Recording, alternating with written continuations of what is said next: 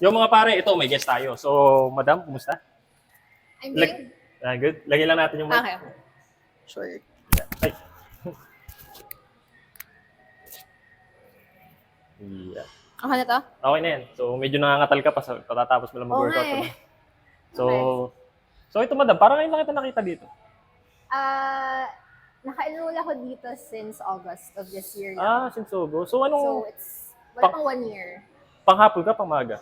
Pang evening usually. Pang evening? Pero parang hindi kita nakikita talaga dito. Lagi ako nandito. Usually weekdays lang ako talaga. Okay. So, Or like early morning ng weekdays. consistent ba yung workout mo? Or something? Yeah. 3 to 4 times a week.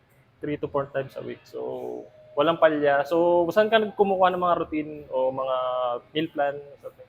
Routine from my brother kasi gym rat siya. Gym rat. Super consistent yung mag-workout. So, I asked him. Tapos yung mga workouts ko rin before sa mga trainer ko.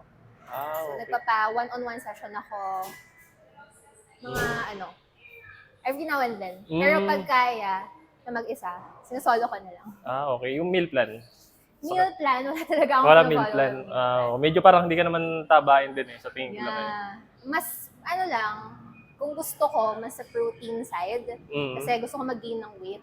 Okay. So, more on strength, training, and Tama less yan. cardio. Tapos more on protein pagdating sa nutrition and food. Matanong ko lang, Inat- do you mind na tanong ko yung prop work mo, anong ginagawa mo?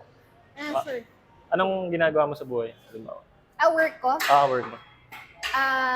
work from home, Okay. legal assistant. VA ba yun? Parang VA? Hindi na. Yeah, ganon. Virtual assistant, pero sa legal side. Diyan na kasi minsan kahit nga nasa bahay tayo, doon na nga nahihirapang minsan magka-oras sa Oh, sa workout. yeah. Totoo yun, di ba? Especially work from home, so nakaupo lang sa computer Tinatamad ka more ng, than 8 hours a day. Kailangan talaga may movement. Or else yun. parang ramdam mo talaga siya pag nagsusomatize sa katawan mo na wala nang nag-flow na blood. Okay, yun. So ito madam, baka makatulong ha, gagamit tayo ng pinakamalupit na app sa Pilipinas. Number 1 fitness app to. Walang kalaban, kaya number 1. So ito, tutok mo dito.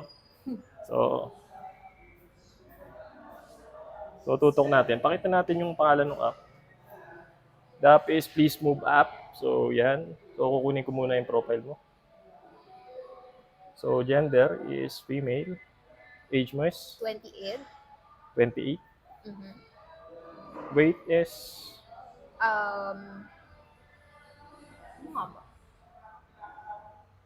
In kilograms. Sige na natin 45. 45. Height mo is 5'3". 5'3". PBT level, yung sinabi mo kanina, 3 to 5 ba?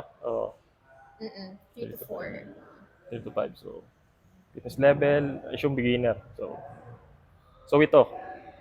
Wala masyado nakalagay dito na pambabae. So, ito yung kalimitan nilang pinipili. Curves in all the right places per woman. So, nandito na yung strength base, nakapokus sa mga glutes, mga low strength, yung mga I would booty. say so. Sige. So, update natin. So, yun na. So, unang-una, pakita natin yung workout. So, interesting to eh. So, Monday to Sunday, nakalatag na yung workout mo. Including rest day. Nakalagay na. So, siya na nag-set sa'yo. Kung ayaw mo nung routine na yan, pwede mong palitan. Marireset lahat yan. So, yan. Naging, mo yun. So, Friday ngayon, glute activation and strength. Siya na nag-isip para sa'yo. Okay. So, hip thrust, sumo squat. Pinagsasama na yung body weight at weight, functional and cardio. So, ganun ang So, hindi medyo boring, di ba? So, yung hip thrust, kung hindi ka marunong mag-hip thrust, may video. Yan. Pagka ayaw mo niyan, may alternative exercise. Pwede mong palitan. Body weight hip thrust. And this app can be downloaded. Sa Play Store, App Store. Sa ngayon, wala pa. Pero soon meron na. Pero may 6,000 users na tayo. So, ma-install mo siya gamit ng web browser muna. Then you can install it on your phone.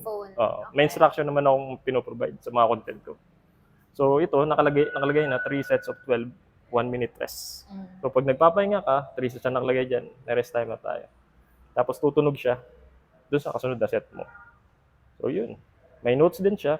Okay? Para ma-record mo yung ginawa mo. So yan. Makita mo yung notes dito. So, yan. So, may record ka. So, mapunta tayo sa nutrition. So, ito, napakalupit na nutrition. So, ito, 1,800 calories ang dapat mong intake per day. So, mga nakalagay ditong meal plan, Monday to Sunday, nakalatag na. At tawag dito, balanced meal plan, Filipino food. Para hindi mahirap hanapin yung ingredients. So, Filipino tayo eh. So, yan. So, check natin pang Friday mo. So, yung breakfast mo is mango and sticky rice. Pag di mo alam kung ano yan, replace meal. Biko. So, nakita nga, Biko. Egg and corn tortilla wrap. So, pag hindi ka marunong gumawa niyan, nakalagay yung ingredients sa instruction dito. And then may video instruction pa. Kung paano magluto niyan. So, yun. So, lunch, ginataang bilo-bilo. Oh, medyo okay ba to? Chicken tinola. So, makakain mo pa rin yung gusto mo. Very Pinoy, pinakbet. So, siya na yung nagbabalance lang. Susundin mo lang yung ingredients para swak sa calorie intake mo per day. So, yun. So, siya na nag-isip ng protein at saka ng carbs mo. Nice. So, ito, Sino nag-develop niyan? me, Okay. software engineer ako. Okay. This is my business. So, Okay. Try niyo yung app. so anong masasabi mo? Yeah, I mean, I like na it's very user-friendly Mhm. and parang simplified lang lahat. Simplified lahat, di ba? Yeah. Wala ka pa nakikitang ganyang app sa... Usually parang matagal, parang you have to enter so many details. Yun. Tapos, ayun, it gets tiring to follow kasi Mhm. nga parang hindi siya simplified and user-friendly. Unlike this one, Straight to the point. yes. Yan. Yun ang sinasabi ko. Kagaya ko, straight to the point ako. So, yari kayo. So, yun lang. Bye.